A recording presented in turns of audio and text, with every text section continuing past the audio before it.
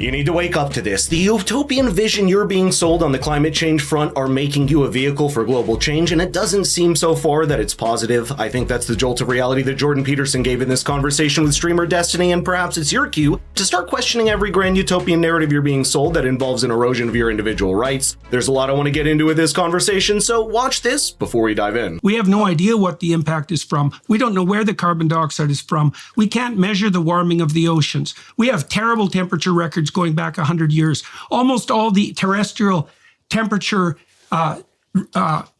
detection sites were first put outside urban areas, and then then you have to correct. Then you have to correct for the movement of the urban areas, and then you introduce an error parameter that's larger than the purported increase in temperature that you're planning to measure.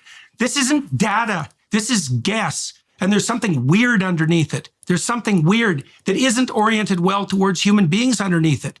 It has this guise of compassion.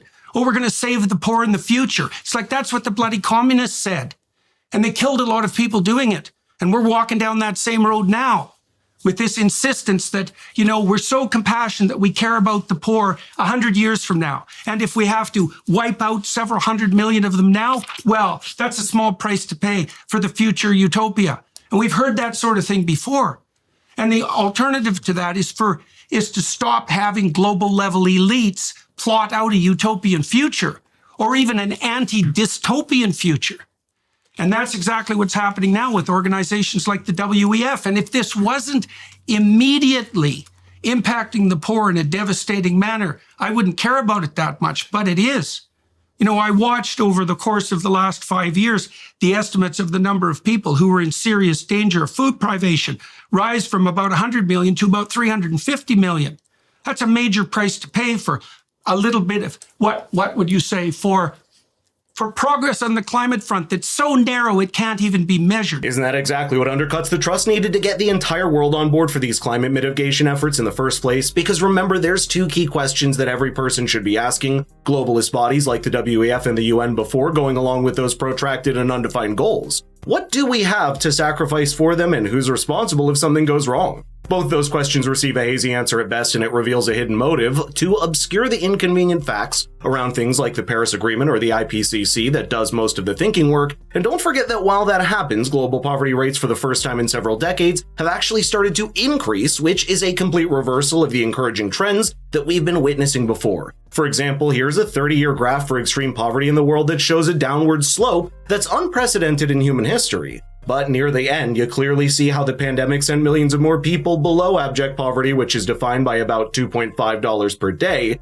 Here's the question: on the scale between poverty and climate change, just how far can the balance be allowed to tip given the fact that climate mitigation projections are ultimately based on best guesses? The people in international bodies pushing those try to gloss over it, but several think tanks like the Hoover Institute have come out in the past poking many holes in the scientific certitude we see from the WEF and the UN. You realize that things like the tools of temperature measurement we have across the world, our methods of calculating human CO2 footprint, as subtracted from global CO2, and even things like the changing cloud cover are enough to introduce a multitude of variables and irregularities in the calculations. Fact is, a measurement is only as good as its error margin, and when the world's poorest being asked to make sacrifices in the global south being made to slow its ascent out of poverty, they need to be asked for the hard facts and statistical predictions that it's worth it. But they're not, and that's why even the Hoover Institute said this with a simple example. And I quote, "If someone with a handheld stopwatch tells you what a runner cut his time by 0.000005 seconds, you should be skeptical. If someone with a climate model tells you that a 0.0036 watt per meter squared CO2 signal can be detected within an environment of 150 watts per meter squared error,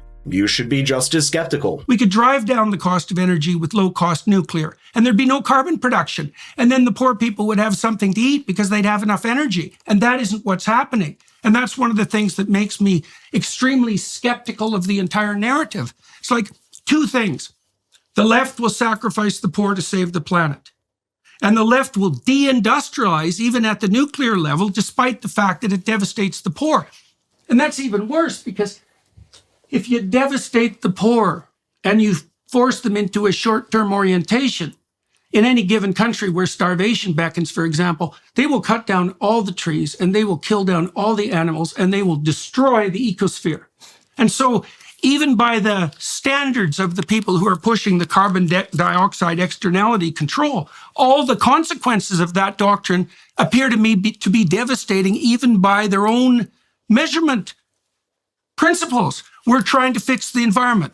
Well, boys and girls, doesn't look like it's working. All you've managed to do is make energy 5 times as expensive and more polluting.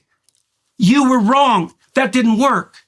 And I can't understand. And will anyone really admit to that? Not really, and that should tell you something. When some notion of collective action is steamrolling the individual lives of millions of people, you need to stop to question the true motives of it. If people that are enamored by a grand and elusive goal on the climate mitigation front don't really respond with the same concern for the poor that will suffer for them, it's hard to really attribute their motives to a genuine love for the planet or the poor. We're seeing almost a resurgence in the Malthusian thinking that captured us in the 18th century, except now that we have all the power and technology in the world to actually base global action on it. And when you put this question to many on the modern far left of the climate debate, you're given an even more unrealistic and unproductive goal that supposedly justifies carbon mitigation efforts that countries are required to undertake. It proposes a decoupling of the economic growth in developing countries from the use of fossil fuels and farming and industrial methods from environmentally adverse practices. When that idea trickles down, you end up with things like the Dutch farming industry being stifled, the global south discouraging from utilizing their fossil fuel resources, and countries prevented from escaping the cycle of poverty fast enough.